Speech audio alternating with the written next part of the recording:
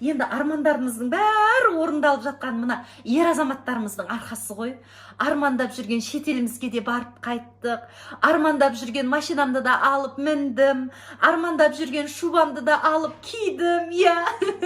Енді бір арманым өзімнің жекеменшік бір салон красотым болса, ботекс жасатып, маникюр педикюрларымызды жасатып, массаждарды жасатып, күнде рахаттанып өмір сүрсек қой.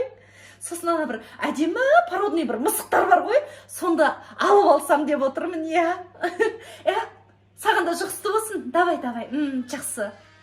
Кім ол? Зуля ғой. Өмірлерің рахат қой, қатын болған күшті шығар. Осындай кезде неге бір қатын болмадың деп армандаймын. Күшті ғой, арманыңды бүйтіп айтып оны орындатып алған, Біз сол еркектер бір-ақ арманымыз бар, оны да айта алмаймыз ғой. Айтсай арманыңды. Қойшай, орындай алмайсың ғой бәрібір. Орындаймыз, айтсай. Точно ма? Иә. Айта берейін ба? Иә. Ренжіп қалмайсың ба? Жоқ. Қойшай, ренжіп қаласың сен. Сорны сол тоқалды айтамай отырсың ба? Мә, тоқал. Айттым ғой ана. Мен сорлы бір арман бар, оны да орындаймын, өліп кететін шығармын өмірде. Қойшы, қанша арман болдым. Дәмеленбей ақ қой.